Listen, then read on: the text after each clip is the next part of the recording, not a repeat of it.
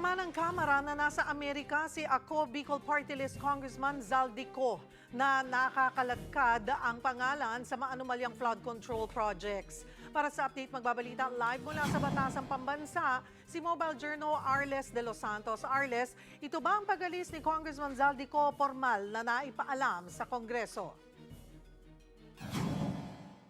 Magandang tanghali, Cheryl. No? Ayon nga sa naging press conference nitong ni House of Representatives spokesperson Atty. Princess Abante, ay nagkaroon naman daw ng proseso ang pag-alis ni Ko ng bansa, pero nananatili nga na hinihintay nila ang travel clearance at iba pang impormasyon ng paglipad nito papunta ng Estados Unidos para magpagamot. Sa ngayon ay patuloy natin na hinihintay na makuha ang impormasyon kung kailan nga ba umalis ng Pilipinas si Ko at kung kailan ito babalik. Kaya naman asahan natin sa mga susunod na araw o oras ay makukuha natin ang mga sagot siya.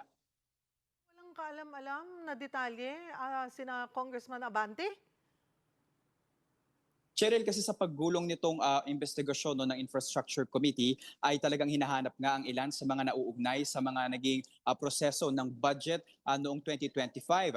Kaya naman medyo hindi naman kinagulat ng ilan na kasama nga dito si Representative Ko, pero nung hinahanap na ay hindi nga natin talagang nasiguro kung nasa na siya noong mga panahon na yon. Pero may mga tala tayo dito na meron siyang pagliban. Ilang beses ito may reports na he was absent with notice twice, absent without notice thrice, at excused 7 times sa ilang naging sesyon ng Kamara. So, sino bang in charge pagdating sa attendance ng mga congressman? At kagaya niyan, di ba, meron siyang nag-absent siya ng walang notice, tama ba? Tama, Cheryl. Okay. Meron dito absent without notice thrice. Thrice, 3 beses. Tapos, yung excused, pag sinabing excused, di ba dapat nandoon sa loob ng Kongreso yung congressman at nagpapa-excuse lang?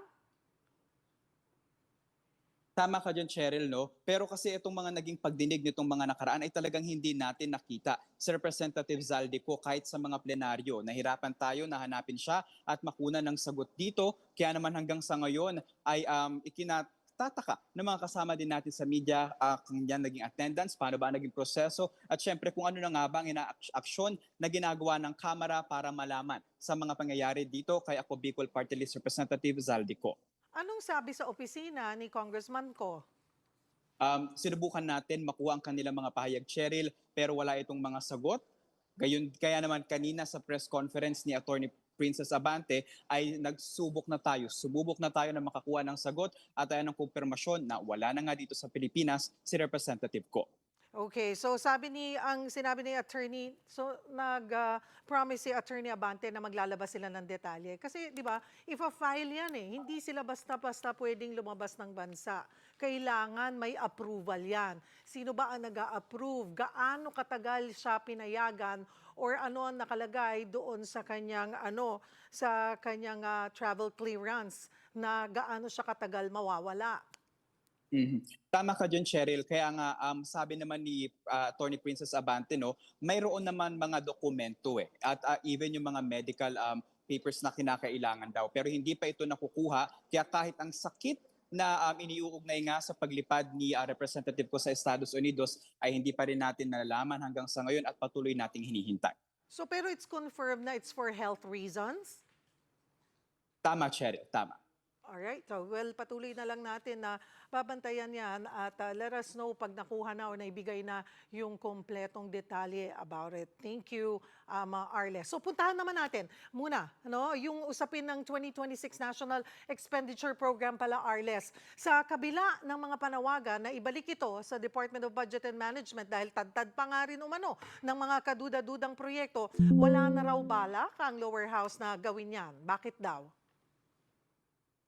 Cheryl, sa mga naging pahayag dito sa Kamara, bukod sa DPWH kasi ay nakitaan pa nga ng iba pang mga issue ang 2026 proposed National Expenditure Program. Hindi na raw ipababalik ng House leaders ang proposed 2026 national budget sa kabila yan na naging pahayag ng mga political party leaders ng Kamara kahapon dahil nga sa ilang mga questionabling mga programa at budget na nakapaloob sa 6 1.793 trillion proposed 2026 budget.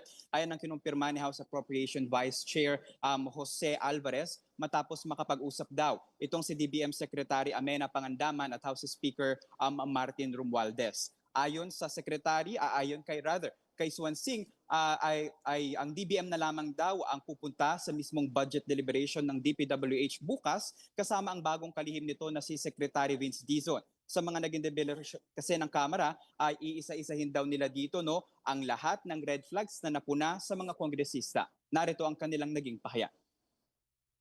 There is no legal basis in terms of a prohibition of A-returns. Pero of course, given that we also want to make sure that the budget is passed on time, we also have to work as much as we can kung ano yung kaya natin gawin to be able to meet that deadline. Sila na lang pupunta rito. So, tuloy-tuloy na yung deliberasyon para hindi tayo magkulang sa oras. Tuloy na yon para daw marinig ni Sik Vince lahat ng mga reklamo.